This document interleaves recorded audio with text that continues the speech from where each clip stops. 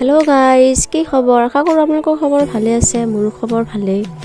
so নেমু শেষ হৈ গৈ আছে আচাৰৰ কাৰণে মই কেইটামান ভাল চাইখিনি 6টা মান নেমু লৈ আহিছো এসব তাৰপিছত মই খেউজা বাকলিখিনি পেলাই দি আছো ওপৰৰ এইখিনি দিলে মানে তিতা লাগে সেইকাৰণে মই এইখিনি মই পেলাই দি আছো পেলাইখিনি মই এটা আচাৰ ৰ'দত দিব নালাগে এনেকুৱাই মানে 2 বছৰ 3 বছৰ এনেকুৱা খাব পাৰিব পুৰণা হলে আৰু বেছি ভাল লাগে আচাৰ আৰু এই যে বাকলি কিটা যে মই দেখুৱাইছো আপোনালোকক কালাতে হাতে মই নেপেলাও এইকিটা মই হেৰি এল'ভেৰা গছত দিম তে সোনকালে এল'ভেৰা গছ ডাঙৰ হয় এতিয়া মই এটা নিমখ 8টা টুকুৰা কৰিম এসব টুকুৰা কৰিখিনি এসব মই ডলা এখনত মই ধুনীয়াকৈ মেলি লৈছো এতিয়া মই ৰ'দত দিব যাম বাকলিখিনি মই মেলি দিছো কাৰণ আছে এল'ভেৰা গছৰ খুকাইখিনি দিব লাগে কেঁচা দিলে গুৰি পচি যাব এল'ভেৰা গছৰ ৰ'দত দি থৈ আহি মই এপিনে মছলা ৰেডি কৰিবৰ কাৰণে এতিয়া ইয়াতে মই দেখাইছো এসব পাঁচফোৰণ লৈছো তাৰ পিছত জলকীয়া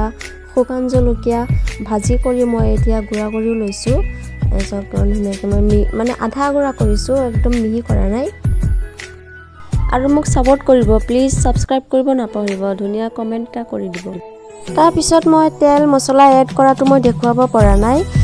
মানে মোবাইলটো মোৰ অফ হৈ গৈছিল এটো কাৰণে এসব মই তেল মছলা এড কৰিছো এসব কি ধুনীয়া হৈছে ইমান ধুনীয়া আচাৰৰ কালাৰটো হৈছে লগত মই অলপ ভিনেগাৰ দিছো গাইজ মোৰ আচাৰটো কেনেকুৱা হৈছে কমেন্ট কৰি জনাব অমৰা আচাৰটো দিয়া 3 মাহ হৈ গৈছে খাব পৰা হৈ গৈছে সব কিমান ভাল লাগি আছে চাওতে আজিলৈ ইয়াতে সামৰিছো